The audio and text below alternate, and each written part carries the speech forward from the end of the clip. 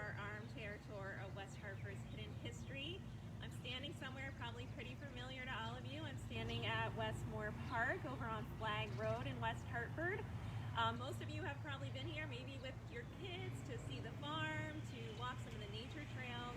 This is a huge 163-acre park here that we have that's owned by the town in West Hartford, and it's really such a gem in town. What's really interesting about Westmoor Park is it's really representative of one of the last farms left in West Hartford. So you will remember from past videos that West Hartford started as the West Division of Hartford, and it was literally the farming district of the city of Hartford. And so up until the late 1800s and early 1900s, it was all farmland, and it would have looked pretty much like this. And the story of Westmoor Park actually goes back to that period. In 1786, a man named Abijah Flagg purchased this land and created the farm here. It actually stayed in the family for 5 generations until the last owner, Howard Flagg, sold the land in 1922. The person who bought the land's name was Major A. Raymond Ellis, and Major Ellis actually came to the Hartford area as an architect. He had an architectural firm in Hartford, and he was actually a pretty successful architect. He had actually built about 21 of the houses in the Prospect Avenue Historic District, which is that line, Prospect Avenue, right on the West Hartford line where the governor's mansion is. He also built the West Hartford Armory, which you may recognize. It still stands on Farmington Avenue and today serves as a mixed-use office building, but back when Raymond Ellis designed it, it actually served as the armory for the Connecticut National Guard, the cavalry unit. So Major Ellis was a cavalryman. He was an equestrian, and his unit actually served in World War I and served in Mexico as part of the National Guard. When they came back from the war, Major Ellis wanted to set up a place where he could continue to do horseback riding and talk to some of the other veterans who he had served with, and actually bought this property in 1923. So A. Raymond Ellis buys this property with the mind to create a hunting ground. So that is how Westmoor actually gets into the picture, the name Westmoor. A. Raymond Ellis calls his place Westmoor Farm, and by 1925 he has acquired a pack of hounds and has established something called the Westmoor Hunt.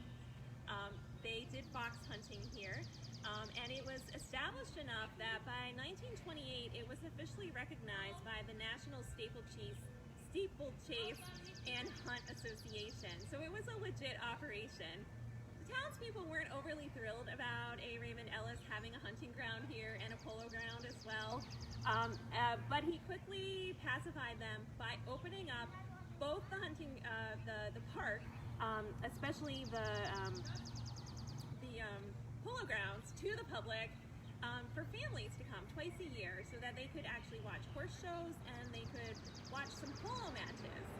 Unfortunately for Major Ellis, the Great Depression hit around 1928, 1929, and the Westmoor Hunt had to shut down. At that point, he actually forecloses on the property by 1935, and so the property is left empty for years until the final owners of the farm arrive, and their names are Charles and Layla Hunter. And Charles and Layla Hunter actually this property around 1939. Charles Hunter was the former vice president of the Connecticut Trust Company, and so they bought this farm really as a gentleman's farm. They kept it as a horse farm, and they continued to open it up to the public so that children and various people could come and actually take horseback riding lessons. They hired a really well-renowned horse trainer named William Wooters, who was very much beloved by the public, and who would help people on their horseback riding lessons. Now, one building that you might have noticed before on the property here at Westmoor Park is the building that's over here behind me, which is 119 Flag Road. So this is actually one of the original buildings on the property. This is actually considered to be the old Flag homestead.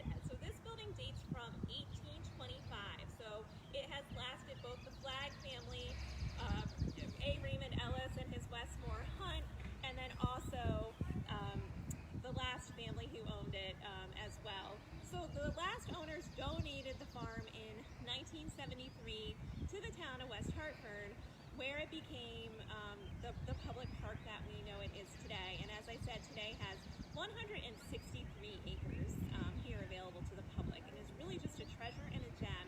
And again, is a really great representation of what West Hartford looked like in the days before it became the suburb that we know it today. So a couple weeks ago, we learned that West Hartford had a racetrack. This week, we learned that they had a polo ground and a hunting ground. So I think what that can tell us is that West Hartford has